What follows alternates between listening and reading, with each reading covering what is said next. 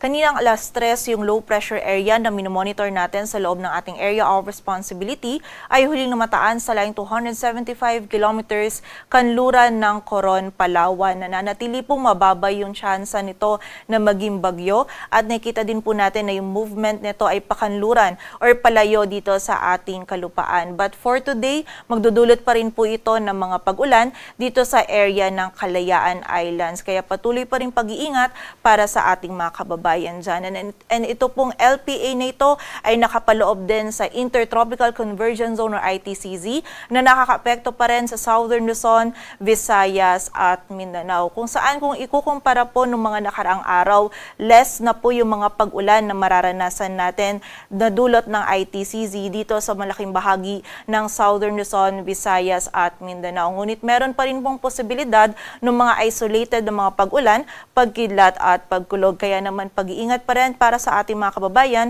sa posibilidad ng mga pagbaha at pagguho ng lupa. Samantala, yung northeast monsoon o amihan naman ay nakakaapekto pa rin sa extreme northern Luzon at magdadala pa rin po ito ng mga may hinang pag-ulan or pag-ambon sa area ng Batanes. And bukod po dito sa mga weather systems na ito, yung low pressure area na minomonitor natin sa labas ng ating area of responsibility, kaninang alas 2 ng umaga ay isa na pong ganap na tropical depression. Huli itong namataan sa layong 1,430 kilometers silangan ng northeast Eastern Mindanao. Taglay po nito yung lakas ng hangin na 45 km per hour malapit sa sentro at bugso ng hangin na umaabot sa 55 km per hour. Ito po'y kumikilos pakanluran sa bilis na 15 km per hour and sa kasalukuyan po ay wala pa itong epekto sa anumang bahagi ng ating bansa. So for today po at bukas or ngayong undas, ina-expect po natin most of the country makakaranas pa rin po ng less na mga pag-ulan, maliban na lamang nga po dun sa mga isolated na mga pag-ulan, pagkidat at pagkulog. Kaya po pag-iingat pa rin and kapag tayo ay lalabas, huwag pa rin po natin kalilimutan yung pananggalang po natin dito sa mga pag-ulan nito. But expect po natin by Monday kung saan po yung mga kababayan natin ay nagsisibalikan na from mga probinsya or galing po from this long weekend. Expect po natin malaking bahagi po ng ating bansa ay makakaranas po ng maulan hanggang sa masungit po na panahon, lalong-lalo na dito sa may Southern Luzon, Visayas at Mindanao. Dulot po nitong approaching na bagyo and also sa malaking bahagi din po ng Luzon na posibleng dulot ng trough or extension nito at ng shear line. Kaya naman po paghahanda para sa ating mga kababayan.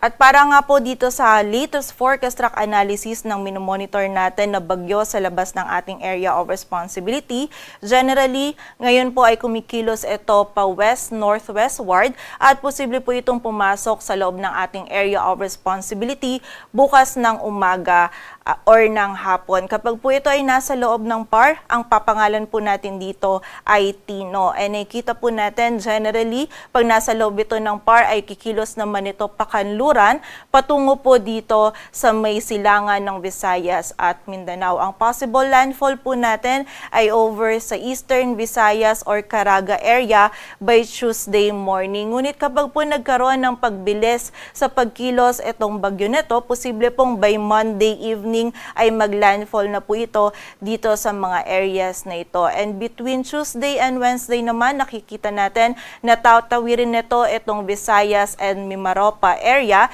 And by Wednesday onwards naman ay nandito na to dito sa area ng West Philippine Sea. In terms of intensity naman po, patuloy pa rin mag-i-intensify itong bagyo na to habang binabaybay pa rin yung Philippine Sea. And possible po na bago ito maglandfall ay mag-intensify ito into a typhoon category. So malakas po yung hangin na dala nitong bagyo nito, kaya naman po muli paghahanda po para sa ating mga kababayan. And also medyo may mataas pa po yung uncertainty netong track and yung other scenarios po natin dito sa bagyong ito. Kaya kailangan din po natin i-consider etong cone of confidence na tinatawag po natin, kung saan sa mga susunod po na araw or oras posible pong maging mas mataas yung track or mas mababa po yung track netong bagyo nito. Kaya naman po patuloy pa rin mag-antabay sa updates na ipapalabas ng Pag-asa.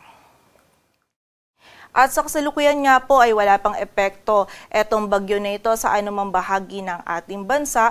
Ngunit bukas po ng umaga or ng hapon, posible po tayong magtaas na ng wind signal number 1 sa area ng Eastern Visayas at Caraga. And nakita po natin na yung highest possible wind signal na maaari po nating itaas ay wind signal number 4. Samantala para naman po sa mga malalakas na pag-ulan, possible po by tomorrow evening or Monday morning, magsimula na pong maramdaman yung mga malalakas na pag-ulan na dala nito. Mostly, magsisimula po yan sa area ng Eastern Visayas and sa silangan din po ng Mindanao. Samantala, ang gale warning naman po natin ay posible din nating erase na by Monday morning sa area ng Eastern Visayas at Caraga. Kaya muli po ngayon pa lamang sa mga areas na nabanggit po natin or sa malaking bahagi ng Southern Luzon, Visayas at Mindanao ay paghahanda po para sa ating mga kababayan.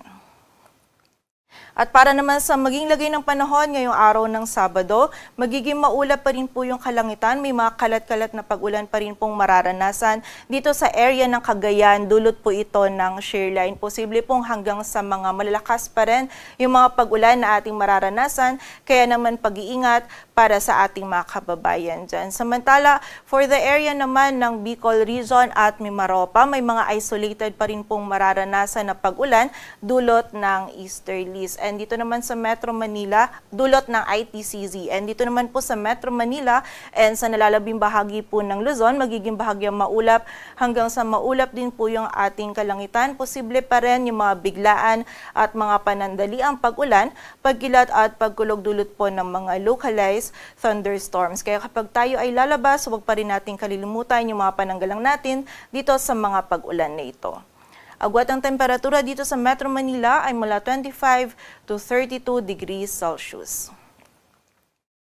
Samantala, dito naman po sa bahagi ng Palawan, lalong-lalo na dito sa area ng Kalayaan Islands, meron pa rin po tayong mararanasan ng mga pag-ulan na dulot ng LPA. Samantala, sa buong bahagi naman ng Visayas at Mindanao, ngayong araw magiging bahagyang maulap hanggang sa maulap po yung ating kalangitan. Posible pa rin yung mga biglaang pag-ulan, pagkilat at pagkulog na dulot ng ITCZ. And yung mga regional offices po natin, patuloy pa rin nagpapalabas sa mga thunderstorm advisories or mga babala ukol sa mga pag-ulan na ito. Agwat ng temperatura sa Cebu ay mula 25 to 30 degrees Celsius at sa Davao naman ay 26 to 32 degrees Celsius.